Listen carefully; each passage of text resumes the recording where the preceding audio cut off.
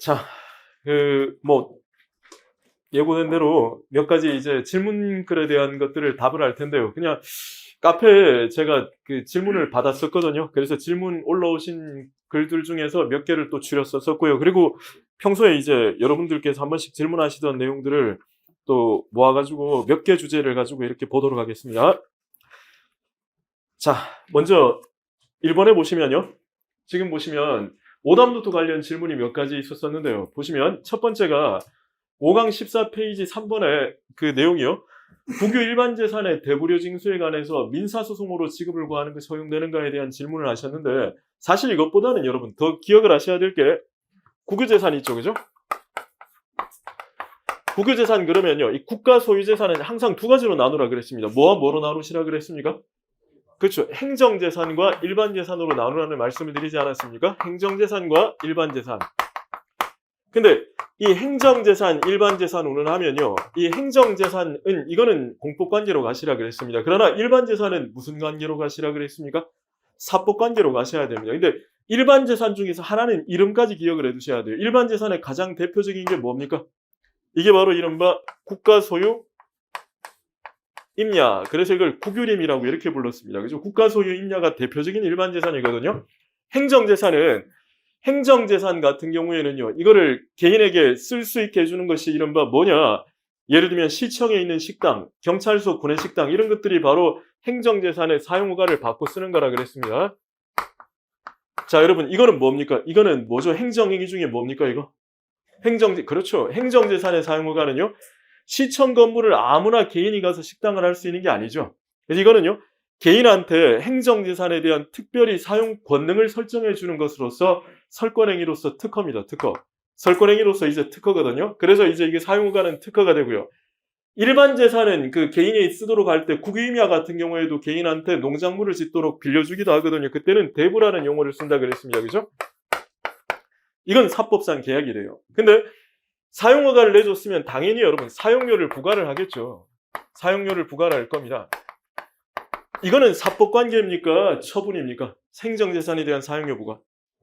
처분입니다. 행정재산으로 하면 타이거 공법관계, 특허, 처분 이렇게 가시면 돼요. 이게 무슨 행정인지는 묻지는 않습니다. 어쨌든 처분으로 가셔야 되고요. 대부를 했으면요. 아니 예를 들어 내가 고시원에 있더라도 매달 말 되면은 돈 내라고 날아오지 않습니까? 그게 대부료 부과. 그게 대부료 부과입니다. 이거는 뭡니까? 대부료 부과는요? 공법관계입니까? 사법상 청구입니까? 사법상 청구입니다. 그러니까 일반 재산은 이렇게 가면 다 사법관계, 사법상 청구 그렇게 가셔야 돼요. 근데 만약에 말이죠. 행정재산이든 일반재산이든 이런 것들을 안 하고 허가를 안 받거나 계약을 체결 안 하고 그냥 쓰면 이게 뭡니까? 무단점유가 되고 거기에 대해서는 뭐를 부과합니까? 이른바 그렇죠. 무단점유한 자에 대해서는요. 이 추가로 20%를 더 부과하는 거를 변상금 그래요. 변상하라. 네가 쓸데없이 우리 재산을 그냥 썼으니까 변상하라 이겁니다. 그게 이른바 변상금 부과거든요. 이거는 이제 무단점유하게 되면 그러면 이건 변상금을 부과하게 됩니다. 무단점유하면 변상금을 부과하는데 이건 처분이에요. 변상금 부과 이 자체는 처분이 됩니다. 변상금 부과 이 자체는 처분이 되는데 근데 여기서 한 가지 더 기억을 하실 게 뭐냐면요. 이게 대부료를 정상적으로 내면 괜찮은데 안 내면 뭐 들어가느냐. 이 대부료 같은 경우는 사법관계이긴 하지만요. 원래 사법관계는 소송 들어가야 됩니다. 사법관계는 원래 소송을 들어가야 되는데 이 대부료 같은 경우에 있어서는 국가 재산에 대한 조속한 확보가 중요한 목적이거든요. 그렇기 때문에 대부료를 안 내면 국유재산법에 따르면 국세징수법에 따라 뭐 하도록 되어 있냐. 이거 안 내면요. 안 내면입니다. 안 내면 징수하도록 되어 있습니다. 징수. 이 징수는 강제징수가 될 것이고 이거는 뭐라고? 그러니까 행정청의 우월한 지위로서 뭐가 된다고요? 처분이 돼요. 이거는 처분이 됩니다. 그러니까 거기 보시면 먼저 거기 보시면요. 자, 첫 번째 내용이 국유 일반 재산의 대부료 지금 뭡니까? 지금 뭐 하는 거 안에서? 징수죠. 이 징수에 대해서는 뭐가 된다고요? 징수에 대해서는 처분으로서 강제 징수할 수 있으니까 뭐가 안 된다고요? 민사소송으로 구하는 건 안 돼요. 강제 징수할 수 있으면 강제 징수해야 되지 민사소송 제기하는 거는 안 되는 겁니다. 그렇기 때문에 첫 번째 이 부분들은 허용되지는 않는다는 거고요. 그 다음에 두 번째 내용들이 뭐냐면 오답노트 질문 중에 하나가 물론 여러분 여기에 대해서 몇 가지 더 말씀드릴 거 있는데 그거는 조금 이따가 보시고요. 두 번째 오답노트 관련 질문이 우리가 얼마 전에 했었던 거죠. 이게 원래 이행강제금 있죠. 이행강제금. 이행강제금은요. 상대방한테 뭔가 심리적인 뭐를 줘서 압박을 줘서 이행을 하도록 하는 겁니다. 그러니까 이행강제금은요. 예를 들어 행정청이 갑이라는 사람한테 2월 1일에 건물 철거 명령을 내립니다. 철거 명령을 내리는데 만약에 얘가 철거를 하지 않으면요. 4월 1일쯤에 개고합니다. 너 4월 30일까지 이행하라. 안 하면 5천만 원을 부과할 거다라고 이렇게 부과하는 게 이게 이행강제금 예고예요. 그래야 압박을 받겠죠. 그죠? 근데 만약에 말입니다. 만약에 이 갑이라는 사람이요. 4월 30일까지 이행을 안 하고 5월 3일이 되어서야 비로소 이행을 한 거예요. 기한 후에 이행했죠. 기한 후에 이행한 거 아닙니까? 그렇지만 여러분, 비록 기한 후에 이행을 했지만 어쨌든 얘는 압박을 받았기 때문에 이행을 했을 거란 말이에요. 그러면 어떻게 해요? 압박을 가한 목적은 달성되었다는 거죠. 이미 다 달성되었다는 거죠. 그러니까 이제 어떻게 되느냐? 지금 와서 행정청이 5천만 원 부과하는 거는 안 된다는 거예요. 더 부과할 수 없다는 겁니다. 그래서 기한 후에 이행을 했으면 더 이상 부과할 수 없다는 건데, 근데 여러분, 우리 왜 그거 말고 행정상 제재금 중에서 말입니다. 벌 말고 제재금 중에서도 벌 말고가 있습니다. 형벌이나 과태료 말고도 제재금이 하나 있죠. 그게 바로 뭡니까? 과징금이라는 거거든요. 그게 이제 기업들이 담합을 하거나 아니면은 불법적인 행위를 하게 되면 거기에 대해서 부과하는 게 이게 과징금으로서 이게 제재예요, 제재. 예를 들면 A, B, C라는 그런 분유회사가 담합을 해서요. 분유값을 3배로 올렸습니다. 그러면 여기에 대해서는 엄청난 부당이득이 있을 거 아닙니까? 그 부당이득을 환수하는 것으로서 들어가는 게 이른바 과징금이에요. 그러니까 제재적인 성격이 좀 강합니다. 과징금도 제재적인 성격이 강한데 이게 원래 과징금이 우리나라에 제일 처음에 도입이 된 게요. 이 독점 규제 및 공정거래에 관한 법률이에요. 그래서 우리가 흔히 공정거래법 그러는 데서 과징금 제도가 최초로 도입됩니다. 근데 공정거래법에요. 기업들이 담합을 했었을 때 원래는 과징금을 부과하도록 되어 있는 것을 요거를요. 과징금을 이거로 바꾼 게 있어요. 공정거래법에. 이행강제금이라는 이름으로 바꾼 게 하나 있습니다. 이행강제금이라는 이름으로 바뀐 게 있는데 요게 그래서 이제 어떻게 되느냐. 이런 이행강제금은요. 그 본질 자체가 사실은 이 과징금? 본질 자체가 과징금인 성격이 강합니다. 본질 자체가 과징금적인 성격이 강하면 여러분 그럼 어떻게 되느냐. 기업들끼리 예를 들어서 담합을 하죠. 이게 우리 왜 실제 사실관계는 오늘은 특강이니까 조금 말씀을 드리면요. 이 기업들 같은 경우는 여러분 왜 독점적인 지위는 굉장히 많이 규제를 합니다. 그러니까 우리나라에 독점적인 지위를 갖는 기업이 있으면 이 기업은 많이 규제가 돼요.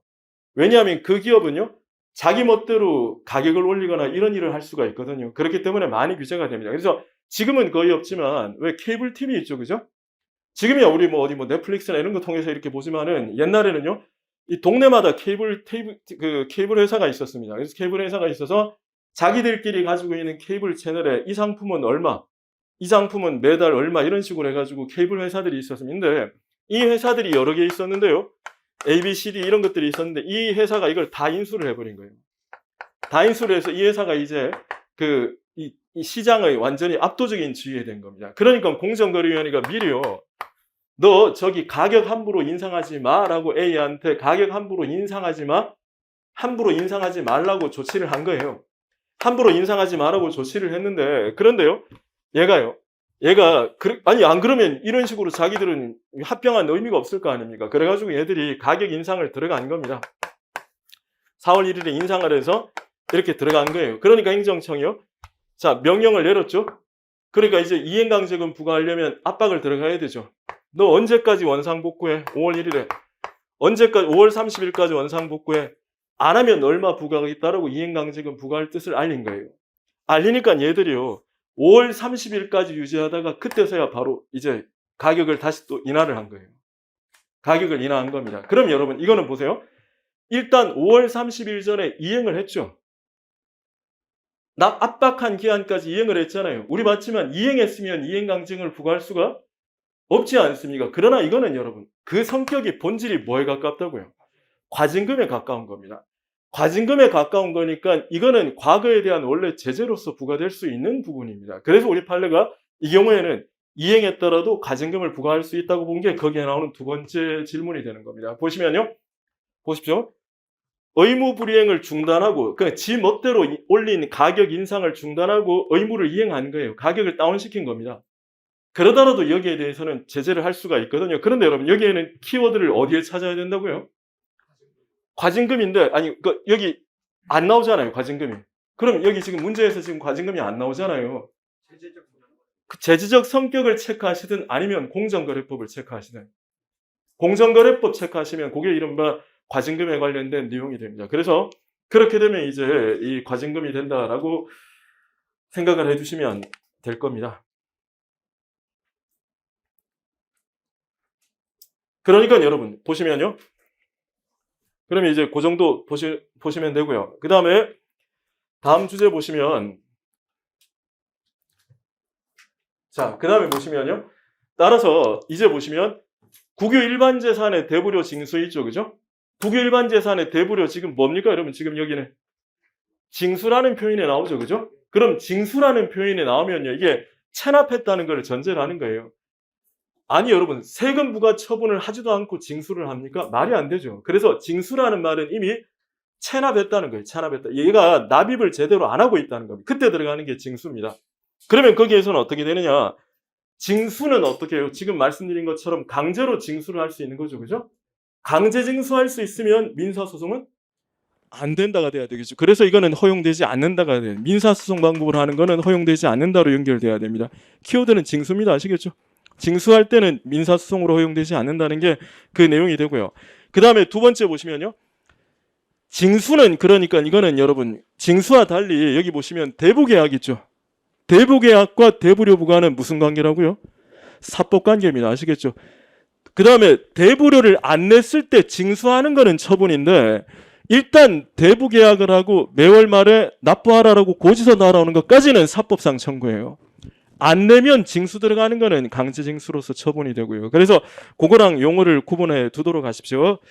자, 그 다음에 보시면요. 약간 좀 어려운 주제인데 이게 작년 군무원 7급도 있었고 소방간부에도 나왔던 주제인데요. 무슨 말이냐면 소방간부 시험에 나왔던 건데 자, 그러면요. 만약에 이 국가 땅이 있는데요. 국가 땅이 있는데 이 국가 땅을 갑이라는 사람이요. 그냥 써요. 허가나 계약도 체결 안 하고 그냥 쓰면 아까 이게 그냥 쓰는 것. 이게 그냥 함부로 쓰는 것이 되고 이게 무단점유가 되고요. 이 무단점유자에 대해서는 뭐를 부과할 수 있다고요? 변상하라. 변상하라. 네가 왜 그냥 쓰나? 변상하라. 우리 왜 변상하라는 말 쓰지 않습니까? 네가 왜 함부로 쓰냐? 변상하라. 그게 변상금 부과예요. 요거는 여러분 변상금 부과는요. 이거는 20%나 되는 변상금을 부과할 수가 있습니다. 20%나. 그러니까 매우 큰 금액이죠. 우리 왜 이자만 하더라도 연 20% 이자짜리가 어디 있습니까? 그래서 변상금 부과 처분은 행정청의 우월적 지위입니다. 우월적 지위니까 이거는 전형적인 공권력 행사로서 뭐가 된다고요?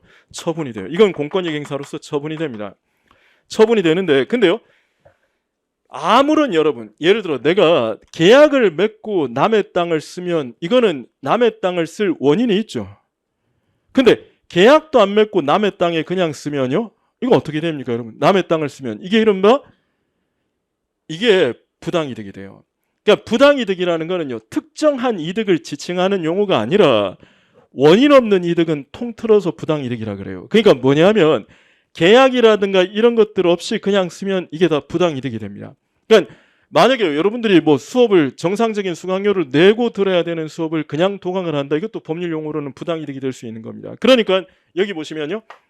지금 무단점유자라는 말 자체에서 이미 계약 등을 체결하지 않았다는 말이 나오죠. 그러면 그냥 쓰면 그 사람은 이 갑은요 일종의 부당이득을 얻고 있는 거예요. 그럼 국가는요 부당이득 반환 청구권을 행사할 수가 있습니다. 부당이득 반환 청구권을 행사할 수 있습니다. 그러니까 이게 어떤 상황에서 권리가 생기는 게 단 하나만 생기는 게 아니에요. 무슨 말이냐면 내가 말입니다. 만약에 포장이사를 맡겼는데 이삿짐 센터 직원이 관리를 잘못해가지고 포장이사를 맡긴 물건이 깨졌습니다. 깨졌으면 여러분 저는 손해배상을 요구할 수 있죠. 계약 위반으로도 들어갈 수 있고요. 고의과실로 인한 우리가 왜 28강에서 배우는 불법행위를 이유로 하는 손해배상 고위과실로서 네가 법을 어겨서 나한테 손해를 입혔다는 손해배상. 그러니까 계약 위반과 그냥 계약을 안 맺더라도 여러분 남의 재산을 깨면 이게 불법행위입니다. 그지? 계약을 안 맺더라도 고위과실로 남의 물건을 깨면 불법행위 아닙니까? 내가 다른 사람 옆 사람의 아이폰을 내가 떨어뜨렸다. 내 부주의로 떨어뜨렸다. 손해배상해야죠. 이게 불법행위가 되는 거예요. 그러니까 지금 만약에 이삿짐센터 직원이 특정 개인의 물건을 과실로 깨면 불법행위로 인한 손해배상. 게다가 나는 계약했으니까 계약에서는 제대로 물건을 옮기라고 했을 건데 안 옮겼으니까 계약 위반. 두 개 다 성립을 하는 겁니다.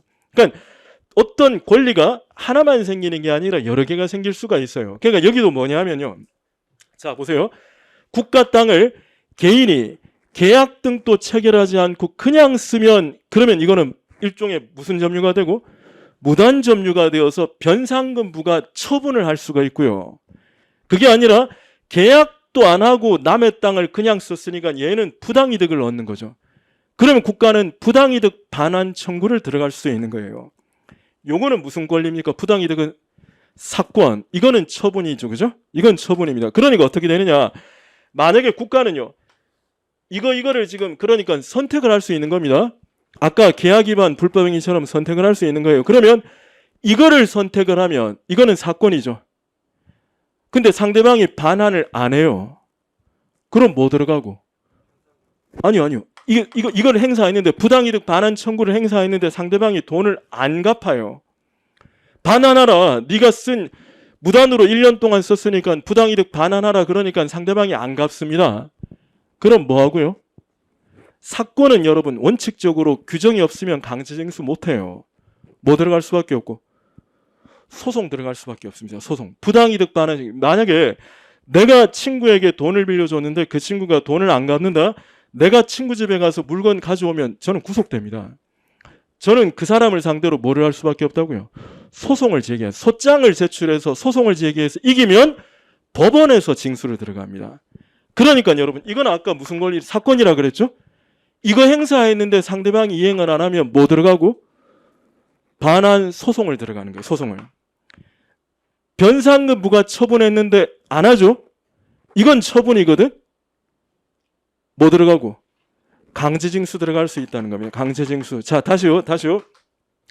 행정청은 행정부가 국민보고 우월해요. 국민보다 우월하니까 세금 부과 처분을 했으면 상대방은 세금을 내야 되죠? 안 냅니다. 그러면 행정부는 뭐 하고요? 강제로 가서 징수할 수 있습니다. 우리 그걸 자력집행이라고 배우지 않았습니까? 자기 힘으로 그냥 집행 들어갈 수 있는 거예요. 세금 내라? 안 내죠? 압류 딱지 붙여서 경매 들어가는 겁니다. 그러나 사건은 원칙적으로 강제징수를 못해요. 뭐 들어갈 수밖에 없다? 소송을 들어갈 수밖에 없습니다. 자, 그러면 여러분 잘 보세요. 이거는 처분이라 그랬죠. 그죠? 자, 다시 일단 출발점이 뭐냐? 국가 땅을 무단으로 점유하면 국가는 얘에 대해서 부당이득 반환 청구권도 생기고 변상금 부과권도 법에 따라 생기는 거예요. 두 개가 다 생기는데 그때 뭘 할지는 국가의 자유입니다. 근데 국가가 만약에 변상금 부과 처분을 들어간 거예요. 이걸 들어갔는데 안 내면 강제징수 들어가요. 이걸 선택했는데 안 내면 그때는 이거는 소송으로 들어갈 수밖에 없다는 겁니다. 소송으로 들어갈 수밖에 없다는 거죠. 소송으로 들어갈 수밖에 없다. 여기까지 무슨 얘기인지 이해하시겠습니까? 자, 그러면 여러분 거기 보십시오. 이제 그러면 보세요. 잘 보세요. 국가가 국유재산의 무단점유자를 상대로 변상금 부과징수권의 행사와 별도로 그거 안 하고 있듯입니다. 변상금 부과징수권 행사를 안 했죠? 그러면 그때는 국가는 부당이득 반환 청구권 행사할 수 있고 안 하면 뭐 들어갈 수 있다? 소송을 제기할 수 있다는 지문은 그래서 맞는 지문이 되는 겁니다. 소방간부에도 출제가 되었던 지문인데 좀 어렵지만 무슨 말인지 이해하시겠죠? 무슨 말인지 이해하시겠죠? 그죠? 그래서 여러분, 그래서 만약에 그러니까 아니 학원 직원이 여러분들이 저기 그 뭐 예를 들어서 공부하고 있는 그 강의실을 관리를 제대로 안 해가지고요. 예를 들어 강의실에 있던 뭐 이 등이 떨어졌다거나 아니면 그 모니터가 떨어졌다. 그럼 여러분들은요 계약 위반으로 손해배상을 청구할 수 있고요. 계약에는 그런 것들을 당연히 안전하게 수업 들을 권리가 포함되는데 그걸 할 수도 있고요. 고의과실로 사람한테 피해 줬으니까 불법 행위로 인한 손해배상 청구권도 행사할 수 있고 뭐를 할지는 여러분들의 자유가 됩니다. 이것도 국가는 두 개 다 있는데 뭐를 할지는 자유인데 이거 하면 안 하면 소송, 이거 했는데 안 하면 강제징수 이렇게 들어간다는 겁니다. 까지 하실 수 있겠죠? 자, 그 다음에 두 번째요. 변상금 부과는 처분이다. 맞는 지문이죠. 20%나 징수합니다. 얼마나 우월합니까? 20%나 징수 들어가는 굉장히 우월한 지위로서 처분이 되는 겁니다. 그리고 3번은요. 대불효죠. 그죠? 대불효의 납부 고지까지는 뭡니까? 사법관계. 그러나 대불효를 안 냈을 때 징수 들어가는 거는 처분이 됩니다. 아시겠죠? 구분하실 수, 여러분 용어 차이 하실 수 있겠죠? 매월 말이 되었습니다. 대불효 내시죠. 이게 납부 고지고요. 안 내면 몇 달 연기하면 징수 들어가는 것. 요거는 이제 강제징수가 되는 겁니다. 강제징수. 그거랑 이제 차이가 있다는 것입니다. 그 다음 4번에요. 따라서 대불효 부과는 처분성이 없게 돼요. 처분이라는 거는 공권력 행사 아닙니까? 근데 대불효 부과는 사법상 청구가 되니까 처분성이 없다로 가셔야 됩니다. 아직 하실 수 있겠죠. 그리고 자 보시면요. 그래서 마지막에 보시면요. 국유 일반 재산의 대불효 징수죠. 징수죠. 그러니까 이거는 일반 재산이라도 대불효를 안 내면 뭐 할 수 있다고요? 강제 징수할 수 있기 때문에, 스스로 징수할 수 있기 때문에 우리 왜 굉장히 자주 나오는 거 있죠. 강제 집행이 가능하면 민사소송을 제기하는 것은 허용되지 않는다. 따라서 안 된다는 거예요. 민사소송 제기는 안 된다는 겁니다. 똑같은 거로.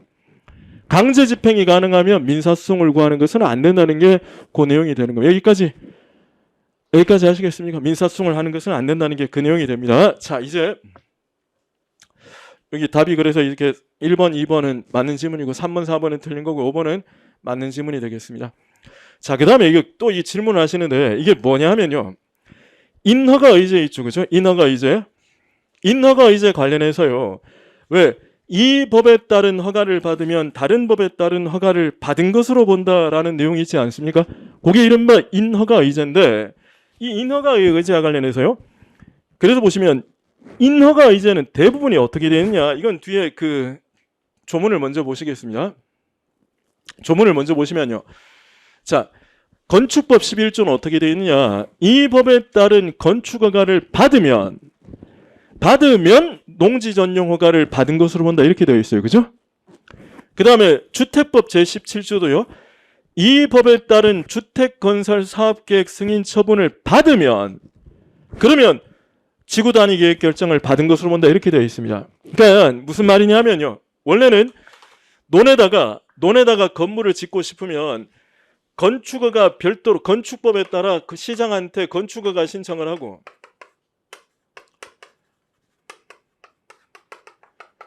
그 다음에 농지법에 따라서요. 이제는 농림부 장관한테 이제 농지 전용 허가를 신청을 해야 되죠. 근데 잘 아시다시피 인허가 의제라는 제도가 있으면요. 이것만 신청하면 된다는 거예요. 다만 이거 신청할 때 서류는 농지 전용 서류까지 같이 첨부해서 신청을 들어가는 거라는 말씀을 드렸습니다. 근데 만약에 건축허가를 받았죠? 그러면 건축법 조문에 의해서 농지 전용 허가는 자동으로 나는 거예요. 처분 각각 존재하게 되는 겁니다. 그러나 여러분 국어 보십시오. 국어적으로. 건축허가를 받으면 농지 전용 허가를 받은 것으로 본다고 되어 있으니까 건축허가가 거부되면 농지 전용 허가도 거부되는 것이다는 말이 아니잖아요. 그러니까 여러분 거부 처분이 있으면요. 오로지 그 거부 처분만 존재합니다. 그래서 거기 보시면 다시 앞 페이지 보실래요? 앞 페이지 다시 보시면 자, 그 18번입니다. A 허가에 대해 B 허가가 의제되는 것으로 규정된 경우 자, 보세요. A 무슨 처분을 받았습니까? 불허가 처분을 받았죠. 그러면 무슨 처분만 존재한다고요? A 불허가 처분만 존재한다는 겁니다. 그러니까 B 불허가 처분은 존재하는 게 아니라는 겁니다. A 불허가 처분만 존재하는 거예요. 즉 아까 그 케이스로 예를 들면요. 건축허가 거부 처분만 존재하는 겁니다. 그런데 그게 아니라 보세요. 지금 주택건설 사업계획 승인 처분이 났죠. 거부 처분이 아니라 허가가 났다는 거지. 그럼 법에 따라서 어떻게 해요? 의제된 지구단위 계획 결정도 존재하는 게 돼요. 이것도 존재하는 게 되는 겁니다. 그러니까 이게 무슨 말이냐면 우리 주택법에 따르면요. 자, 갑이라는 사람이 행정청에다가 주택계획 사업 승인을 신청합니다. 주택건설 사업계획 승인을 신청을 합니다. 그럼 이제 여기다가 대규모의 임대주택을 짓겠다라고 주택건설 사업계획 승인 신청을 들어가는 거예요. 주택건설 사업계획 승인 신청을 했는데 그러면요, 여기 주택건설 사업계획 승인이 났죠? 주택건설 사업계획 승인이 나면요, 그럼 어떻게 되느냐? 당연한 얘기지만 여러분, 대규모의 아파트가 들어서는 그 땅은 개발이 되지 않은 땅이에요. 그러면 여기가 이제 개발이 되기 시작하면 큰 인도가 아니라 큰 대로는 여기에 있는데 이 대로까지 나가는 여러분 길이 있어야 되거든요. 요 어떤 땅을 앞으로 도로로 만들어야 돼요. 그래야 이제 건축이 가능해집니다. 그래서 여기를 앞으로 도로를 만들겠다. 여기는 앞으로 도로로 만들겠다는 게 도로 지정 아닙니까? 이게 앞으로 도로를 만들겠다는 게 이게 일종의 뭐가 되느냐? 요게 여러분 도로를 만들겠다는 게 이게 딴 거 아닙니다. 이게 도시계획이에요. 행정계획입니다. 이게 도시계획, 행정계획, 이게 계획입니다. 계획. 앞으로 도로를 만들겠다. 자, 도로를 만들겠다는 계획 결정이 떨어집니다. 그러니까 어떻게 되느냐? 여기 살고 있는 갑이 열받은 거예요. 갑이 열받은 거. 아니, 지금 보십시오. 여기가 지구 단위 계획 결정이, 여기가 이제 주택 사업 계획 결정이 떨어지니까 여기가 졸지에 도로로 되는 결정까지 같이 떨어진 겁니다. 아까 그 법에 따라서. 근데 어떻게 되느냐? 자기 땅이 도로로 편입되면요, 수용이 될 거 아닙니까? 이 도로로 편입되는 보상금은 그렇게 높지 않아요. 근데 만약에 갑은요, 도로가 이렇게 되어 있어야 된다. 도로가 이렇게 놨어야 된다라고 주장을 하는 거예요. 그럼 자기 땅은요, 도로 옆에 위치한 아주 좋은 위치의 땅이 되겠죠. 그래서 갑이 지금 이제 이게 도로로 편입되는 게 열받은 거예요. 그럼 여러분, 갑은요, 주택건설 사업계획 승인에는 불만이 없지? 도시계획 결정에, 도로계획 결정에만 불만이 있는 거 아닙니까? 그러면 여러분, 아까 이게 나면 이것도 나는 거라 그랬지? 둘 다 처분이 돼요. 둘 다 처분이 됩니다. 그러니까 거기 보시면요, 22번 주택건설 사업계획 승인 처분에 따라, 보세요. 자, 보세요. 처분에 따라, 그지? 처분이 났지? 의제된 결정, 처분 2개 생기는 거예요. 여기에 불만이 있으면요, 그러면 의제된 결정을 소송 대상으로 삼을 수가 있다로 가야 되는 겁니다. 이따가 되는 거예요. 여러분, 18번과 22번 구별하시겠죠, 지금? 그러니까 거부 처분이 났는지, 다른 말로 불허가 처분이 났는지, 주된 처분이 났는지 그것만 보시면 돼요. 그래서 보시면요, 다시 이제 다음 주제를 보시면, 그래서 보시면 다음 페이지 보시면요, 이것처럼요, 건축허가 신청을 했는데 건축허가 거부 처분이 났지. 건축허가 거부 처분이 나면 건축허가 거부 처분만 존재합니다. 그러니까 건축허가 거부 처분만 존재하니까 건축허가 거부 처분 취소 소송을 제기해야 돼요. 근데 그게 아니라 주택건설 사업계획 승인 처분이 났지? 그러면 지구단위 계획 결정도 같이 있는 게 되거든요. 그러면 어떻게 해요? 여기에 불만이 있으면 여기에 대해 소송을, 여기에 불만이 있으면 여기에 대해 소송을 그렇게 제기한다는 거. 그게 지금 거기에 나오는 거죠. 그래서 지금 A는요, 지구단위 계획 결정 처분 취소 소송을 제기할 수도 있는 겁니다. 물론 아파트 사업 승인에 불만이 있으면 거기에도 소송 제기할 수 있는 거는 말할 필요도 없고요. 그게 거기에 나오는 주제가 되는 겁니다. 자, 이제 여기까지 본 거고요. 그 다음에 다음 주제로 보시면요,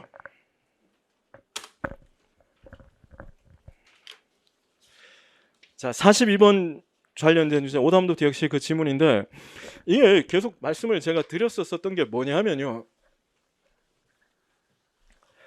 잘 보십시오. 자, 이게 동작구청장이 갑에게 2월 1일에 1년의 영업정지 처분을 내립니다. 1월 10일에 A에게 술 팔았다는 이유로 1년의 영업정지 처분을 내립니다. 허가 취소를 했다고 치죠.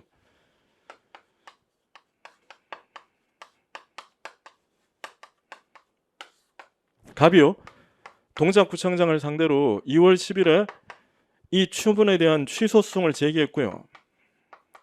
이 소송이 그렇게 빨리 안 끝나지만 어쨌든 8월 1일에 여기에 대해서 청구 기각 판결이 확정되었다고 칩시다. 청구 기각 판결이 확정이 된 거예요. 즉 1월 10일에 A에게 술 팔았다는 거로 확정이 됩니다. 자, 그러면 여러분, 갑이요, 이 판결이 확정되고 나서 말이죠, 갑이 또 동작구청장을 상대로 9월 1일에 허가 취소 처분 무효 확인 소송을 들어가요. 허가 취소 처분 무효 확인 소송 들어갑니다. 1월 10일에 A에게 술 안 팔았다는 이유로 무효 확인 소송을 들어갑니다. 이게 안 된다는 게 무슨 의미입니까? 이게 안 된다는 게 이게 기판력이죠. 왜냐하면 2월 1일자 처분은 이미 기각 판결을 확정했다는 말은 적법하다고 법원이 판단을 끝낸 거 아닙니까? 2월 1일자 처분은 적법하다라고 이미 법원이 판단을 끝냈어요. 즉 이미 법원이 판단을 내린 사안입니다. 이미 판단을 내린 사안. 그게 우리가 기판력이라고 부릅니다. 그러니까 더 이상 이미 판단을 내린 사안에 대해 소송 제기는 들어가면 안 돼요. 무슨 말이냐면 여러분, 판결이 확정이 되죠. 그러면 대법원 판결이, 우리가 판결이 확정되었다는 표현을 쓰거든요. 대법원 판결이 나면 어디로 갑니까? 이 판결 잘못되었습니다라고 올라갈 수 없지. 그건 너무 당연한 거고요. 대법원 판결이 나면 더 이상 올라갈 법원도 없지. 이거를 다툴 수 있으면 다툴 수 없는 거는 지극히 당연하고요. 뭐까지 못하느냐? 이 판결을 내린 기초가 된 사실관계 있죠. 1월 10일에 A에게 술 팔았는가 안 팔았는가도 다시 이 판결에 대해 불복하는 게 아니고 다시 소송 제기하는 것도 안 됩니다. 1월 10일에 A에게 술 안 팔았다라고 다시 제기하는 것도 안 돼요. 왜? 판결이 확정되면요. 이 판결을 내리게 된 배경이 있죠. 이것도 더 이상 못 다투도록 확정이 돼요. 그게 판결의 효력인 기판력이 됩니다. 그게 판결의 효력인 기판력이 됩니다. 그러나 여러분, 예를 들어서요. 자, 이번에는 보십시오. 이번에는 좀 다른 게 갑이 1월 10일에 산업재해를 당합니다. 산재를 당하고요. 2월 1일에 갑이 행정청에다가 산재급여를 신청을 해서요. 행정청이 갑에 대해서 4월 1일에 급여 결정을 내립니다. 급여 결정을 내리는데 내리고 나서는 서류를 다시 보니까 서류상에 문제가 있다는 이유로 급여 결정을 직권 취소합니다. 자, 근데 직권 취소했습니다. 직권 취소하고 나서 여러분 지금 현재 이제 11월 10일이 되었습니다. 그럼 여러분 처분이 있으면 안 날로부터 지금 어떻게 됩니까? 11월 1일 10일이 되었다는 말은 90일이 지났지? 그럼 여러분 우리 잘 알다시피 처분이 있으면 안 날로부터 90일이 지나면 더 이상 쟁송 제기가 안 돼요. 무슨 의미입니까? 불가정익이 생긴 거죠. 그죠? 그럼 여기에서는 불가정익이 생겼다면 이 처분에 대해서는 그건 여러분 직권 취소 처분에 대해서 90일이 지나면요. 이 처분을 더 이상 소송 제기를 못 한다는 거예요. 그죠? 이 처분에 대해 소송 제기하는 순간 어떻게 된다고요? 각하된다는 겁니다. 이 처분에 대해 취소 소송 제기하는 순간 각하된다는 거예요. 각하된다는 거. 그런데 그게 여러분 불가정역이고 아까 판결은 뭐라 그랬느냐? 고등법원의 판결은 올라갈 수 있잖아요. 대법원 판결은 더 이상 올라갈 데도 없고요. 대법원 판결이 나면 이 사실관계도 못 다툰다 그랬지. 그게 판결의 기판력입니다. 그러나 처분의 불가정역이라는 말은 이 처분에 90일이 지났다는 것은 이 처분에 대한 소송 제기를 못한다는 것뿐이고 이 사실관계 있죠. 1월 10일에 정말 산업재해를 당했는지 안 했는지는 확정되는 게 아니에요. 그러니까 어떻게 해요? 만약에 갑이요 정말 산업재해를 당했으면 다시 서류와 목격자와 증인을 갖추어서 다시 신청을 해서 산재급여를 받아낼 수 있게 되는 겁니다. 그러니까 여러분 판결의 기판력과 행정행위의 불가정역은 완전히 다른 거예요. 행정행위의 불가정역은요. 이 처분을 더 이상 소송 제기를 못한다는 의미일 뿐이고 사실관계가 확정이 되는 건 아니다. 그러나 판결의 기판력은 이 판결을 못 다툴 뿐더러 이 사실관계도 더 이상 딴소리 못한다. 이게 기판력이 되는 겁니다. 그래서 보십시오. 그래서 보시면요. 자, 이제 보세요. 산업재해 요양 보상금 급여 취소 처분이 쟁송기간의 경과로 불가정역 생겼다는 거죠. 그죠? 그래서 더 이상 다툴 수 없게 된 거 아닙니까? 그죠? 그러나 뭡니까? 계속 보십시오. 일반적으로 처분이 불복기간의 경과로 확정이 될 경우에는요. 그 확정력은 그 처분을 더 이상 다툴 수 없다는 것뿐이에요. 그 처분을 당의 처분을 더 이상 다툴 수 없다는 의미일 뿐이라는 겁니다. 당의 처분을 더 이상 다툴 수 없다는 의미일 뿐이지 어떻게 해요? 기판력이 인정되는 건 아니에요. 그 기판력이 인정되는 게 아니라는 말이 그 처분의 기초가 된 사실관계가 확정되는 것은 아니다가 돼야 됩니다. 그러니까 어떻게 해요? 산업재해 요양 보상급여 취소 처분이 쟁송기간의 경과로 다툴 수 없게 되었죠. 그죠?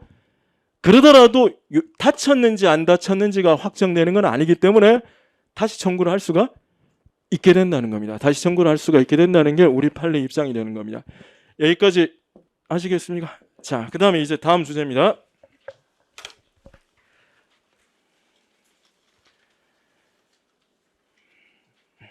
자, 다음 주제는요.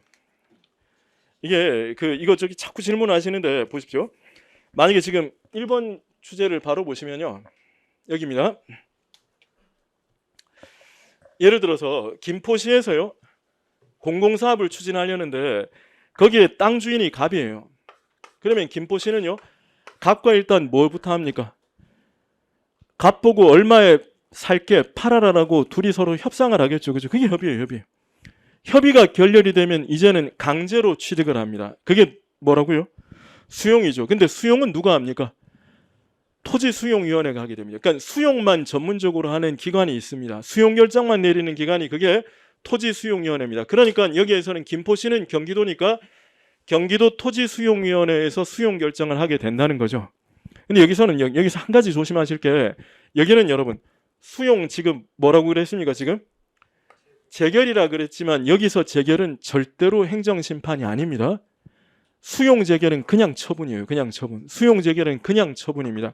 행정심판의 재결이 아니라 자 수용 재결은요 그냥 처분입니다. 아시겠지? 수용 재결은 그냥 처분입니다. 그런데 수용 재결은 처분이에요. 그러면 이제 수용 재결의 처분인데 여기에 불만이 있으면요 당연히 취소 소송을 제기할 수가 있고요. 우리 왜 소송을 제기할 수 있을 뿐더러 어디까지 뭐도 할 수 있습니까? 소송뿐만 아니라 심판도 할 수 있죠. 그래서 심판을 청구하는데 그 심판을 청구할 때는 원래 우리가 행정심판이라는 용어를 쓰잖아요. 근데 토지수용법은 모든 용어가 다 제각각이에요. 제각각이어서 토지수용위원회의 결정에 대해서는요. 이 수용재결에 대해 심판을 청구하는 것을 뭐라 그러느냐. 이거를요. 이의신청이라 그래요. 이의신청. 이의신청. 요 이의신청이 행정심판이 됩니다. 그러니까 토지 수용과 관련해서만큼은 용어가 다 제각각이라는 것을 좀 기억을 하셔야 돼요. 자, 다시요. 토지 수용에서 일단은 수용에 대해서 협의가 결렬이 되면 토지 수용위원회가 내리는 처분이 수용 재결.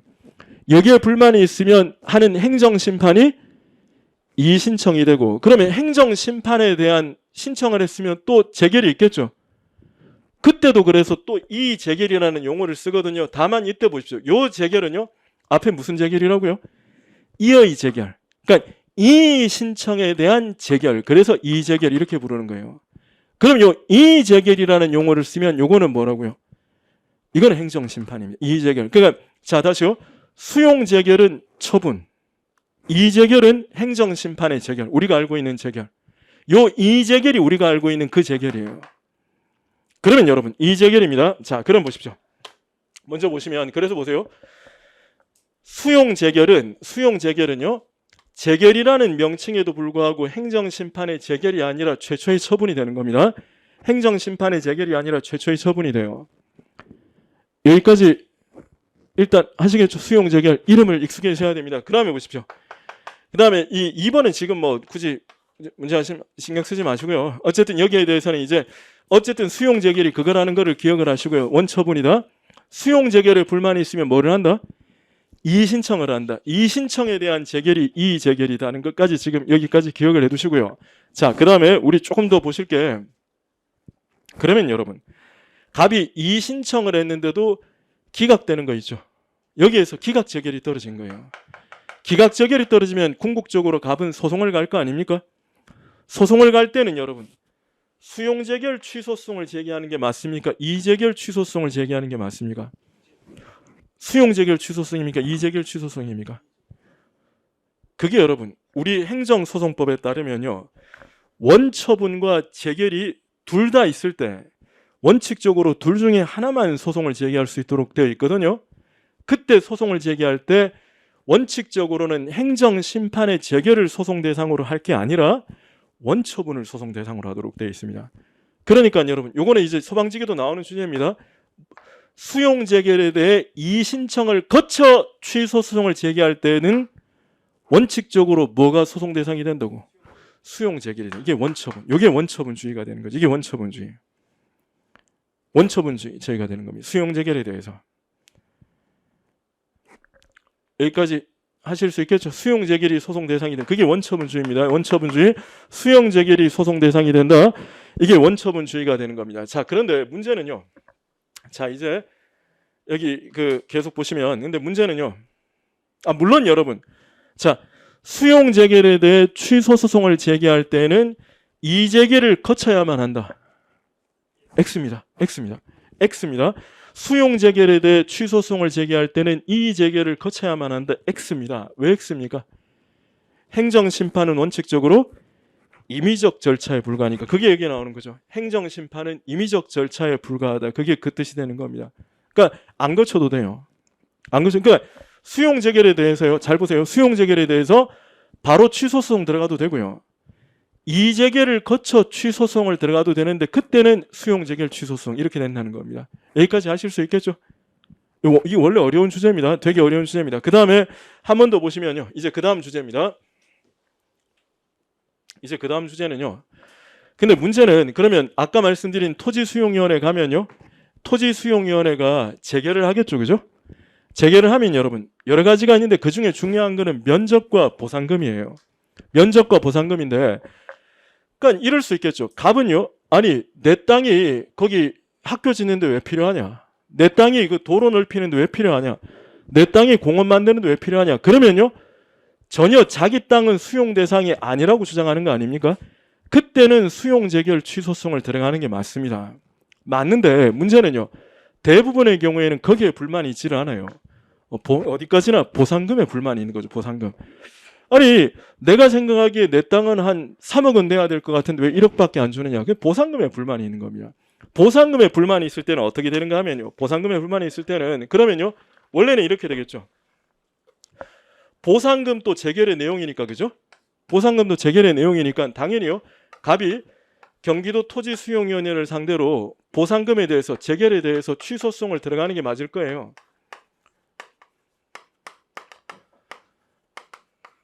수용위원회를 상대로 재결에 대해서 취소송을 들어가는 게 맞을 겁니다. 그러면 여러분 지금 보세요. 지금 취소소송이 제기되었죠. 취소소송이 제기되면 법원이 할 수 있는 맥시멈은 취소하는 겁니다. 법원이 할 수 있는 맥시멈은 취소하는 거. 원고 말이 맞으면 취소합니다. 자, 예를 들어서요. 아까 말씀드렸지만 갑은 3억. 여기서는 1억 결정을 내렸습니다. 1억 결정을 내려서 여기에 대해 소송을 들어가면 법원이 보니까요. 갑의 말이 맞는 것 같아요.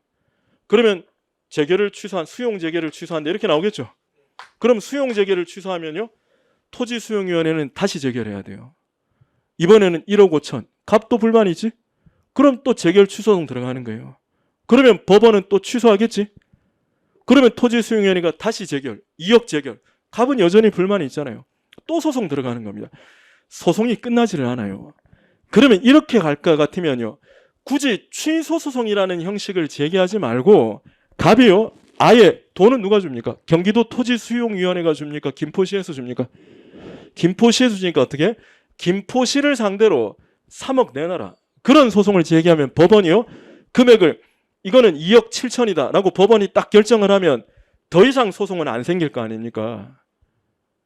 더 이상 소송은 안 생길 거 아닙니까? 그러니까 이때는요. 오로지 여러분 어디에만 불만이 있을 때가 말이 들어가야 됩니다. 어디에만? 보상금에만 불만이 있을 때는 굳이 재결 취소 소송을 제기하지 말고 돈 달라는 소송을 사업자를 상대로 제기하라는 거예요. 여러분 우리 행정소송에서요. 처분을 취소해 달라는 거 말고는요. 처분이 무효다. 처분을 취소해 달라. 처분을 왜 안 하느냐. 그게 취소 무효 부작위 소송 아닙니까? 그거 말고는 전부 다 뭐로 가시라 그랬습니까? 당사자 소송으로 가시라 그랬습니다. 그래서 이거는 갑은 김포시를 상대로 당사자 소송, 보상금 증액 소송을 들어가는 겁니다. 그게 여러분, 그게 보시면 보세요. 자, 양가로 이번에 나오는 거 있죠? 보상금을 다툴 때는 갑은 김포시를 상대로 보상금 증액 소송을 들어가는 겁니다. 이게 이른바 보상금 증액 소송으로서 형식적 당사자 소송이 되는 겁니다. 878페이지의 기본 교재니까 꼭 기억을 하십시오. 꼭 기억을 하십시오. 그래서 이 부분은 기억을 하시고요. 그래서 그 위에 있는 거 있죠. 자, 다시 한번 위의 내용을 잠깐 보시면요. 그래서 보시면 토지 소유자 등이 수용 재개를 불복하여 이의신청을 거친 후 소송을 제기하는, 그럼 여러분 다 보세요. 지금 여기 수용 재개를 있고 여기서 이의신청이라는 거 있죠. 뭐라고? 이거는 실질적으로 행정심판. 이게 처분이고, 여러분 이 취소송을 이제 이의신청을 거치면 이제 이의제결이 있겠죠. 이의제결이 있으면요. 이의제결이 있으면 요게 원처분이고요. 요게 행정심판의 제결이 돼요. 뭐를 소송 대상으로 삼아라? 원처분. 이거를 소송 대상 삼아라. 그래서 수용 제결이 된다는 겁니다. 까지 아시겠죠? 자, 그래서 여기까지 이제 보신 거로 하고요. 그 다음에 자, 이제 마지막 주제입니다. 마지막 주제 보시면요. 자, 지금 이런 거예요. 동작구청장이 갑에게 2월 1일자로 허가 취소 처분했습니다. 취소 처분했습니다. 근데 잘 아시다시피 여러분, 어떤 처분에 대해서 그 처분이 위법 정도가 취소 사유면 취소 소송을 제기하고 무효 사유면 무효 소송을 제기하지 않습니까? 근데 국민의 입장에서는요, 어떤 처분이 취소 사유인지 무효 사유인지를 쉽게 알기가 어려워요. 그래서 소송을 잘못 제기하는 경우가 있다는 겁니다. 무슨 말이냐면요, 이 처분에 대해서 갑이요, 동작구청장을 상대로 4월 1일에 이 처분이 취소 사유인데요, 이 처분에 대해서 무효 소송을 들어가는 거예요. 무효 소송. 잘못 제기하지 않았습니까?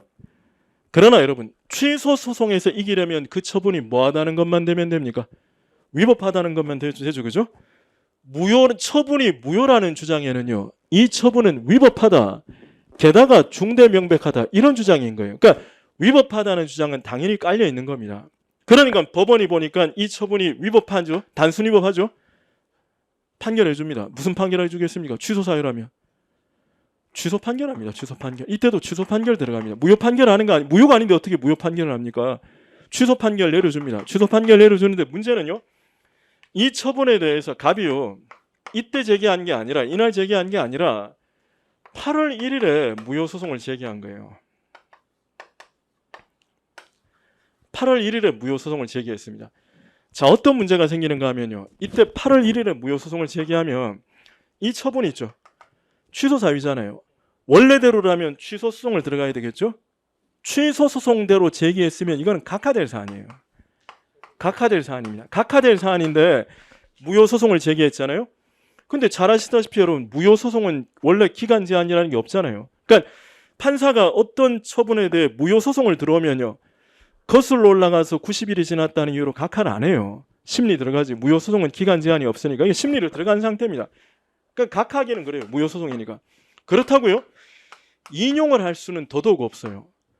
만약 이거 인용을 하게 되면요, 제소기간 때문에 각하되는 사람은 단 한 사람도 없을 거예요. 만약에 어떤 처분이 90일이 안 지났으면 취소 소송 들어갈 거고, 90일 지났으면 무효 소송만 들어가면 된다라고 하면 제소기간 놓칠 바보 아무도 없을 겁니다. 그렇겠죠? 그러니까 여러분, 이거 각하할 수도 없고 인용할 수도 없죠. 남은 선택지는 하나뿐이죠. 기각을 해야 됩니다. 남은 선택지는 그래서 기각을 해야 됩니다. 그래서 기각 판결을 할 수밖에 없다는 게 우리 판례 입장입니다. 그게 마지막 주제가 됩니다. 그래서 여러분 거기 보시면요, 들어가는 표현이, 자 보세요. 거기 들어가는 표현이요, 보세요. 취소 소송의 제소 기간이 경과한 후에 취소 사유에 해당하는 처분에 대해 무효 소송을 들어간 겁니다. 만약에 제대로 된 기간 내에 무효 소송을 제기했으면 취소 판결 납니다. 그러나 이거는 기간이 경과했기 때문에 기각 판결 들어가는 거예요.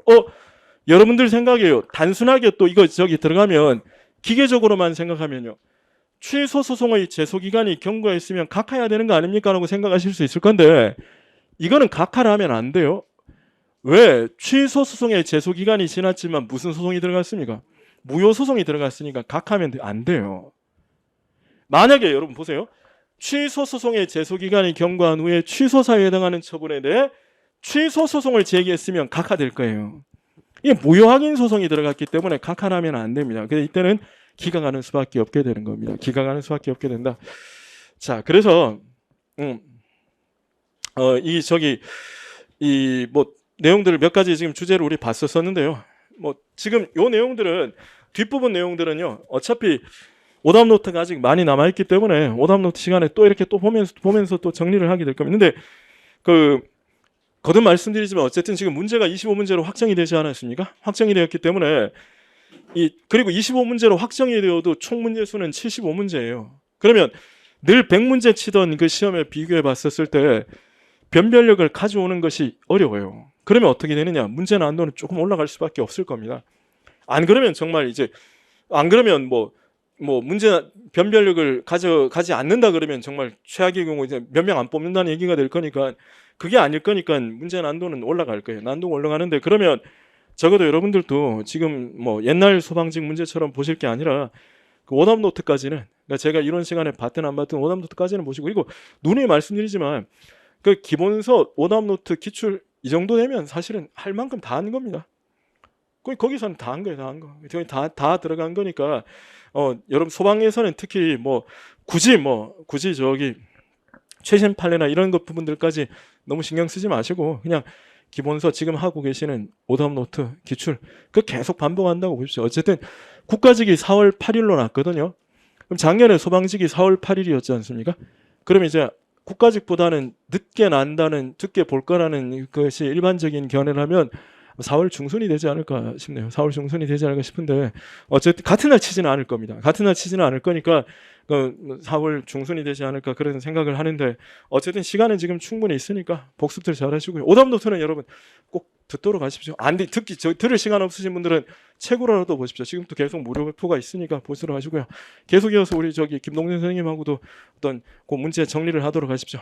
우리 또 고생들 하시고 다음 기회 되면 뵙도록 하겠습니다. 감사합니다.